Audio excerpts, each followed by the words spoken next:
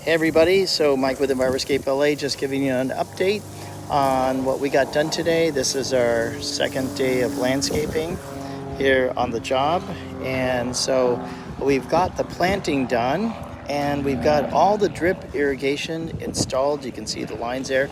We're using the Rainbird Copper Shield drip irrigation, 0.6 gallon per hour at 12-inch spacing.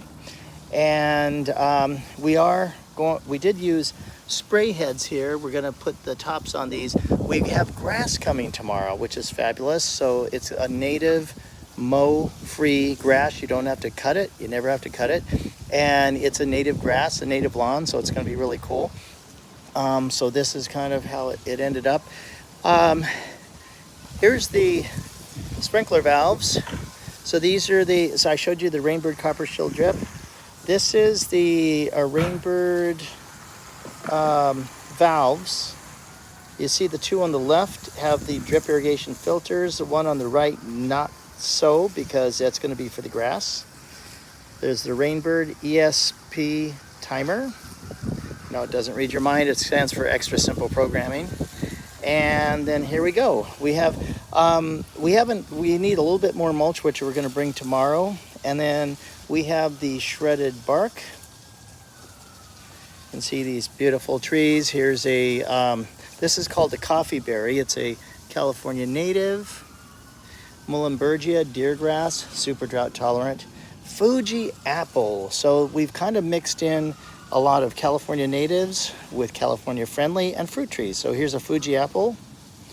Here's a very drought tolerant plant called the agave. And then the whole yard is going, see this old rickety fence? Why waste the money to tear it down and put a new one when you can just have a living tree? So this whole entire property is lined with these photocarpus trees. They're not California natives, but they are drought tolerant, super drought tolerant. And then we did put in an avocado tree here, along with the strawberry tree. Again, these are food sources for people. And then we have the natives, which are food sources for the pollinators. The verbena, the yarrow, and this little guy's from Australia, the pincushion plant, Leucospermum. And then we have banana trees here. Now, who says you can't have a banana tree? They are typically water lovers, but we put some extra drip irrigation into the around the root zone, so it'll get a little more water. These are called passion flowers, which turn into passion fruit. I think tomorrow the carpenter is going to put in the post, and then there's going to be a pergola that's going to be here, so it's going to be a really cool thing. We have black landscape fabric here. You buy rolls of it, and what we're going to do is we're going to install gray decomposed granite tomorrow. So you're going to want to watch our videos there. And we put little bits of ground cover. That's called Demondia. Here's a California native, Dudleya. Then these calenchos, they're super, super fragile. It's a miracle these got in without breaking.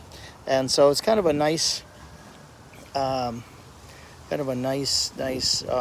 feature with the calenchos along with the Dudleyas.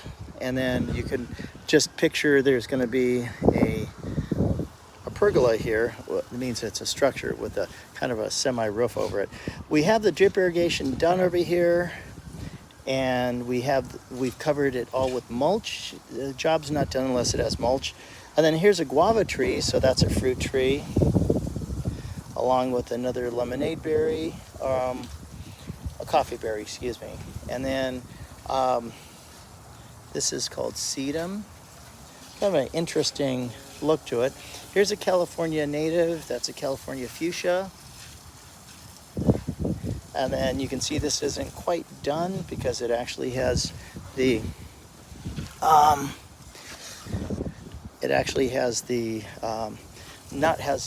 the mulch yet. Meyer lemon. And we have the cousin it. Yeah, that's right. That's its actual name, cousin it. And as we look over here, this area is completely done. And we're adding some water because it's a hot day in July. And over here, there's a double delight rose, which obviously we're going to add more water to. But it goes to show you don't have to have 100% native. It's nice, but some natives or some really interesting plants are not from this part of the world. Now this is kind of an interesting fruit. It's called a citron. You can read about that. And then tomorrow we'll come back and get these planted. We do have wire because at some point there's going to be low voltage LED lighting. And then we have the house here with bark. Over here we have a pop-up drain because where the native grass is going to go, if we ever have 2 or 3 straight days of rain, it's going to get really flooded back there. We don't want the garage to get flooded, so we're going to go ahead and we put a drain there so that the water will come out there. And then we set it kind of low so most of the water will stay in this planter. And then if there's too much water, it'll go out the driveway. So this is a really cool thing. So glad that we're in the download here. That's what it looks like. This is what the homeowner will be looking at once it's all done. And then of course, come back a year or 2 later and it's gonna look absolutely fabulous with, you won't be able to see the garage there or the fence. It'll be totally transformed. Oh, did I mention that there's a mission fig?